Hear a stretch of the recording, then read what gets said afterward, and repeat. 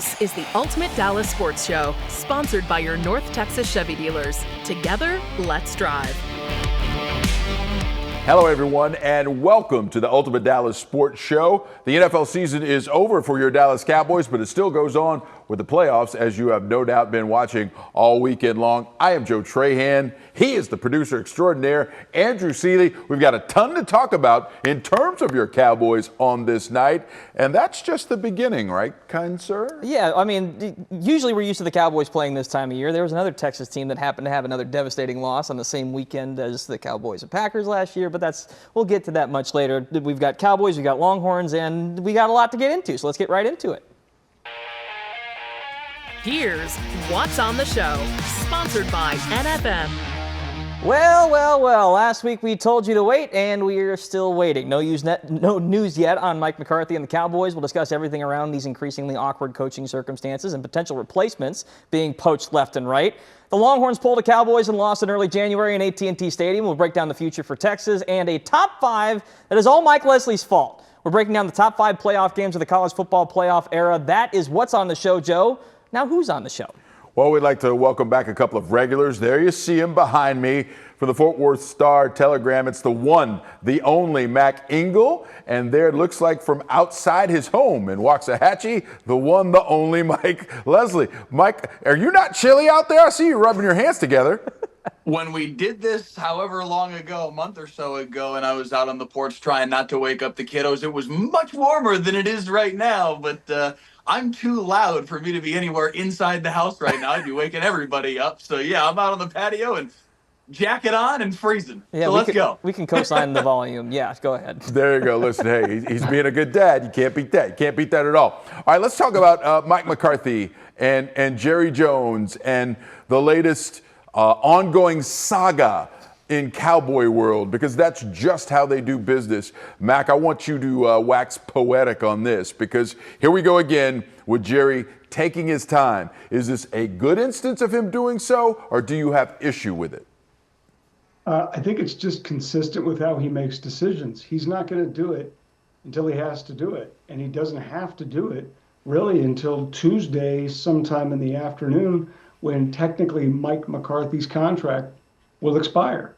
And if he doesn't have to do it, we've seen it time and time again with contract extensions or any kind of personnel decision. If the deadline is 2:00 on Tuesday, then he'll wait. And he doesn't mean anything by it. There's no gun to his head. So if this is going to get done between now and 2:00 on Tuesday, then it's going to be done at 1:59. And it's pointless to sit here and whine and complain about it. Why isn't he getting it done sooner? We could wax about this all day. He's not going to do it until he has to. And quite frankly, I think he's going to drag this out into the 11th hour, 59th minute, and 59th second. Listen, we've heard him say it time and time again, deadlines make deals. And unfortunately, that may be true in the business world, right? But this is not said business world. And while deadlines can make deals, they can also put you behind the 8 ball while you're waiting for more leaves to fall, and while you're playing option quarterback and you're wanting to hold onto the ball a little bit longer, as Jerry says. Well, you know what, Jerry? When you come around that corner sometimes and you hold onto the ball too long as an option quarterback, you get killed. You get killed. Mike Leslie, what do you know about that? Far too much. Buddy, when I tell you I was slow as could be running the option, you didn't want me running the option.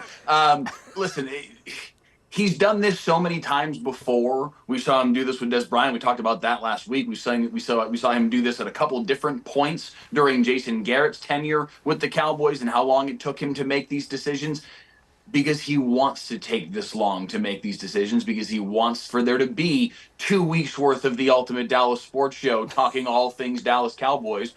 We should be talking about Texas and Ohio State right now, but we're not, because Jerry's stringing us all along as he possibly can. This is his end game. It has always been his end game.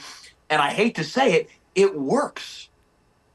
We are proof positive of it right now. It works how, whether though? It works from a football perspective or not. Right. In the world that he's most concerned with, which is keeping his team at the forefront of everything, it works. Right. It works on the I suppose the popular side of it, getting views, getting clicks, that kind of side of things. We're more concerned about the football side because the football took a downturn this year, Joe. Yeah, no, that's part of it, and that's the issue I have with this. And Mac, you're right. He's been doing it this way forever, and Jerry Jones is not going to change. It doesn't matter what anyone says. You're right. But I will point this out because there's been plenty of time to make these decisions. Whatever meetings, whatever he talked about with Mike McCarthy during this last week, over those past 3 or 4 days, there was time in the season when your team was absolutely eliminated. You could have had those meetings. You could have come to a decision so that on Monday, after the season was over, you could have presented a united front, a front by which people who follow this sport would seem like, oh, you know what, the Cowboys, they kind of got their stuff together, but they don't.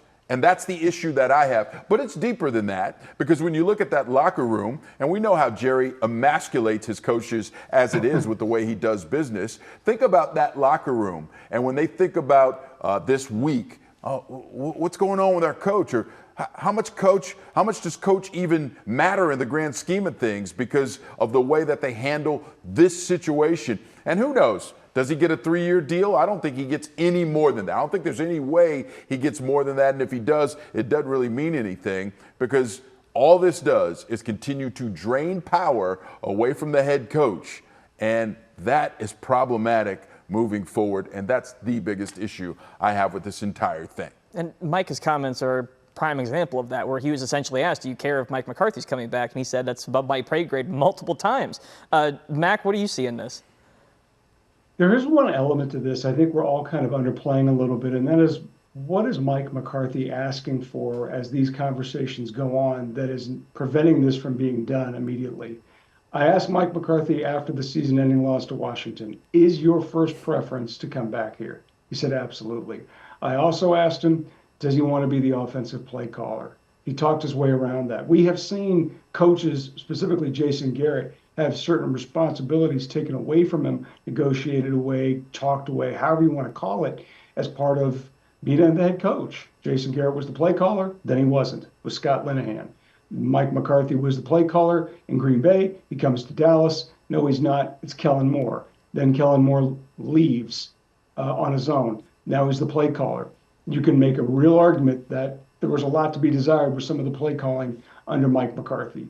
Does Jerry go to him and say, okay, you can be the head coach. I want you to hire somebody to be the offensive coordinator who's going to call the plays. Brian Schottenheimer didn't. Is that part of the conversation? And then the other element to this is, does Mike McCarthy want to talk to Chicago? I think that would be a better fit for him, but that's just my own 2 cents. I'm wondering if both he and his agent are dragging their feet on this a little bit just to get to Tuesday so they can visit with Chicago. No, I think it's a great point, Mac, because, listen, we know the history of Jerry Jones. He doesn't like to pay coaches. He's not just going to throw that money out there. However, if you go and get an offer and bring it back to him, let's see what happens, right? So, no, I think you could very well be onto something. And there's a reason that Mike McCarthy hired Don Yee this year. He did not have him before. And Yee, as we know, has negotiated some of the biggest coaching contracts in the entire NFL. You mentioned Kellen Moore. Kellen Moore, by the way, is still coaching. He'll be calling plays for the Eagles in the divisional round of the playoffs. And the other coordinator that was once under Mike McCarthy, well, his Commanders are going to be in the divisional round of the playoffs too. Funny how that works out. Yeah. All right, we're going to keep talking on the Ultimate Dallas Sports Show, but we are actually going to not talk about the Cowboys for a change. We're not. Thank God. Wow. Because the Longhorns deserve our attention. And Ohio they need State time. gets it done. And they need time. Let's get going. All right, we'll be back with more after this. Today's headlines, sponsored by your North Texas Chevy dealers. The Mavs watch a 10-point lead evaporate at home in a 112-101 loss to the Nuggets. Klay Thompson had a game-high 25 points. The Stars fall to the Senators on the road 3-2, snapping a 7-game winning streak. And the Eagles show the Cowboys how to handle a 7-seeded Packers team at home in the playoffs. Philly is moving on with a 22-10 victory in the wild card round.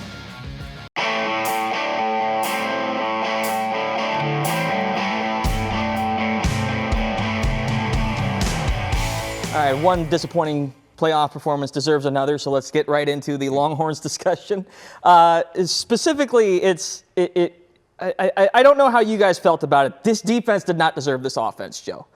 No, I think it's a great point. Listen, the offense struggled all game long, and I think we do need to start there, right? Because it was that play call on 2nd and goal for the 1, and you pitch the ball back all the way to the 9-yard line. Mac, are you just yelling at the TV set at that point? No! What'd you think?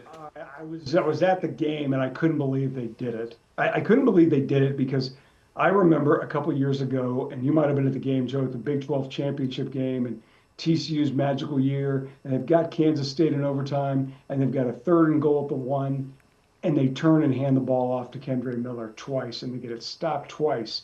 And everybody on social media, including then Texans, or I guess Cardinals defensive end J.J. Watt, goes crazy, which is you cannot stop a QB sneak from gaining about a yard. And I thought, why do these coaches get so cute when all you have to do is just push forward with the quarterback? And I know, there's some question whether or not Arch Manning was available, because that had been Arch Manning's specialty. He had done it earlier in that half on a 4th and 2 or 4th and 1, and they didn't do it with Quinn Ewers, and they go all the way back, and it blows up the game, basically. And I see it time and time again, why these guys get so cute with themselves and why they thought they were going to go wide in a short, condensed spot like that against that defense is dumb. Yeah, no, I agree. I mean, listen, there was no misdirection element to the play. It was just throw it out and hope. And listen, they may have had them numbered up. There may have been an extra blocker, but you had to be perfect in that blocking scheme, and they weren't even close. There were 3 guys who had a clear run to the ball carrier 2 seconds after the ball was snapped. Mike, what jumped out to you? Well, it's the same thing that Mac is talking about. It's the Arch Manning of it all. And I think that Steve Sarkisian, to his unending credit, spent a lot of this season trying to defend, trying to, on some level, protect Quinn Ewers and the fact that Quinn is the starting quarterback of this team. He's the leader of this team. And I think he was right in doing so. Quinn deserved the opportunity to be the guy for this team this year. But as Mac mentioned, as we saw in multiple games this year, they had gadget plays. They had wrinkles with Arch where they could bring him in key spots. He did it in close-in, goal-to-go type situations earlier this season. And I can't help but wonder if it seeped into Sark's brain in that moment, even if subconsciously, that he needed to protect Ewers and Ewers' opportunity to have that moment for himself, rather than making the right play call, which was to incorporate him at least on one of they had 6 straight snaps inside the 8-yard line. The 3rd and 3, the 2 1st and goals, 2nd down, 3rd down, 4th down and goal. You had 6 consecutive snaps inside the 8-yard line. One of those plays, bring 16 on the field and incorporate his ability to, as you said, Joe, force Ohio State to defend multiple things here. He should have had at least a bite at the apple in that sequence. Here's the one thing about this, and as much as I want to make sure that we are critical of the play call, I will say this. Steve Sarkisian, because you mentioned it, Mike, when you talk about protecting Quinn Ewers, he actually protected his quarterback with the way he called that game. It was dink and dunk. He wouldn't let him make that bad throw down the field. He protected him, and he got them still on the lip of the cup of pulling an upset against a team that was better. So I don't want to blow him up that much because he did so much right. But I do think this would have been the perfect moment for, and I don't know, you make a great point, Mac, about the availability of Arch, because I've been waiting. I think that Sark had been setting up the play action and then have Arch throw the pass. I felt like he had been setting that up since the A&M game, which I was at, and in those 2 playoff games when Arch came in, and then he didn't play the 3rd game, so you're not giving defensive coordinators any more to look at. And I was like, when is he going to do it? When is he going to do it? And I thought that would have been a perfect spot. And it would have been the guru cute play that Steve Sarkisian could have hung his hat on, but for whatever reason, it never came to pass. And that was because, like you said, Joe, they went 69 yards in 6 plays before that 6-play sequence where they went nowhere. But that's also they went marching down the field and were right there, should have tied the football game. And that's also indicative of Texas all year, stumbling in the red zone. They could move the ball between the 20s up and down. I still look at this and say it boils down to the emotional letdown of the Henderson touchdown right before half. You battle back and tie that thing 7-7. You have almost all the momentum in the building on your side, and you let up that play to let Ohio State walk in with a 7-point lead again. That was devastating, no matter how you look at it. Absolutely. Washington beat a good Texas team last season in the national semifinal. A better Ohio State team beat a better Texas team in the same game 1 year later. So it's really hard to kill Texas too much on this. We are splitting the finest of hairs on this. We are. They have been a top 4 team in consecutive years. A top 4 team. And talking about a program that had been so down, and now they're finally back. Yeah, and now you can say that for sure. I mean, they have all the advantages. They're finally taking advantage of it. But the bottom line is they had a shot in this game, and they didn't get it done. There's no other way. Coaches didn't, players didn't. They just didn't get it done. And because Ohio State's just better. No doubt, no doubt. All right, we got to take another timeout, but stick with us. We'll see if Arch Manning can get it back, but stick with us. We're going to have some fun. We're going to gamify and keep it on the CFP note. We're going to talk about some of the greatest games in the history of the playoffs. Stay with us.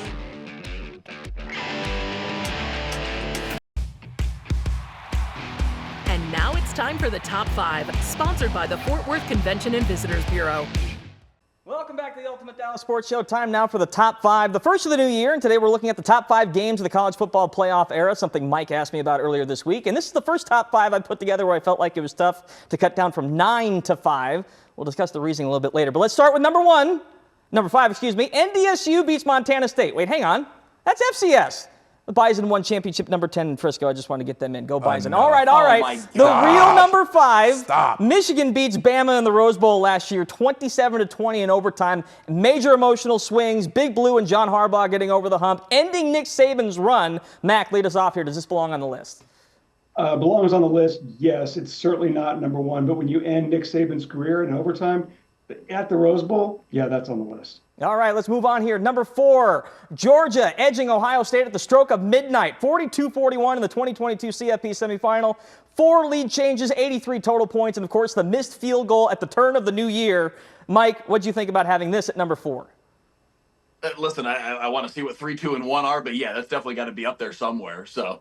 All right, moving on here. Number 3, we return to the Rose Bowl for a shootout. Baker Mayfield and the Sooners versus Georgia. You want points? We got them. 102 total. Sony Michel and Nick Chubb torched OU for more than 300 combined rushing yards. The Sooners took the ball out of Baker's hands with a chance to win the game in the first overtime, and Georgia wins it 54-48 in double OT. Joe, your thoughts here? Big-time games going to overtime like they have in college, I'm all for it. Definitely belongs on the list. But I hope I know what you have at number 1. I hope I know. We'll see. We'll see. All right, where do we go at number 2? How about we finally get a championship game? Bama versus Georgia in 2018 with the game played in Atlanta. Georgia up 20-7, backup quarterback Tua Tagovailoa instead of Jalen Hurts, benched at halftime. Everyone scrambled for their pronunciation cards. Tua led Bama back with a 10-point fourth quarter, an iconic game-winning touchdown pass in overtime. Mac, your thoughts here?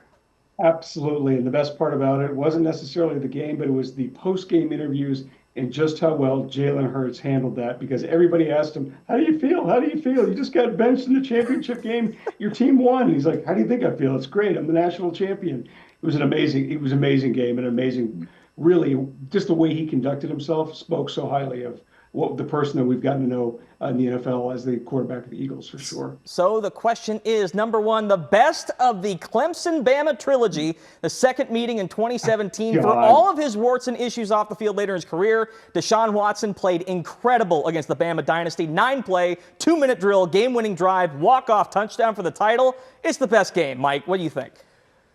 I really like this one.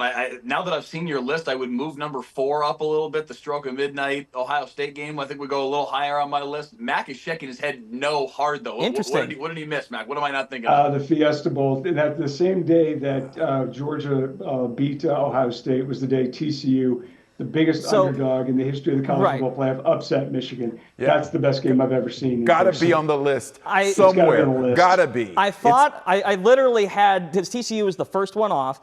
The reason why I didn't, because the game itself, as much as it was dramatic, there were 17-point swings and Michigan never led. as much as we're talking wild swings on who's in control of a game, TCU led that thing wire to wire. That's the only reason. Let me take you to the 20,000-foot view, though. Right. It added so much credence to the playoff. Right. And I having agree. more teams in, because this kind of thing could happen. That's why 12 teams is great. Right. And don't listen to Kirk Herbstreit. And you could throw the same thing in there for Arizona State this year. Both of those two were neck and neck for that 5 spot. But the Rose Bowl has a say in this. Nick Saban, ending Nick Saban's career, getting over the hump, there was a lot of emotion on that 5 spot that was tough to overcome, at least personally. And as much as the TCU game was great, you got to think of the 66-7 game right after that, and that tarnishes it just a little bit. I'm sorry. It's just the way things work out. Anyway, Mac and Mike, thank you so much for joining us today. We really appreciate your time. Stay with us. Joe's Final Take coming up next.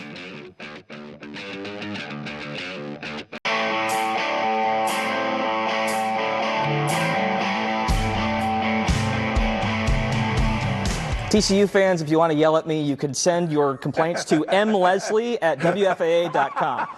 Anyway, it's time for Joe's Final Point.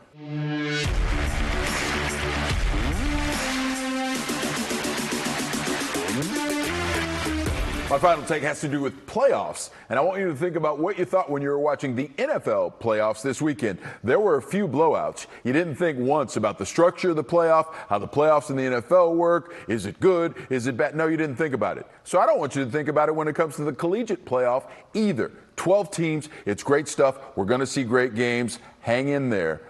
Trust the process when it comes to the CFP playoff, because I love it. Joe, you missed my rant a couple weeks ago where I basically said the same thing over 4 minutes and took over almost the entire show. I had Sean yelling in my ear. Mike was trying to jump in like you were earlier about trying to, just certain topics. But no, I completely agree. The CFP's not perfect, needs some tweaks, but it's awesome so far. And when they tweak it, it's only going to get better. I will say this, the one tweak it does not need, we don't need 16 teams. No. Keep it at 12 because that creates the interest in the regular season and keeps it high. Keep it going. All right, that's all we got for you. Thanks so much for joining us here on the Ultimate Dallas Sports Show. We'll be here at this time every Sunday night, and we will see you later. Have a great weekend, everyone. Have a great week. This has been the Ultimate Dallas Sports Show, sponsored by your North Texas Chevy dealers. Together, let's drive.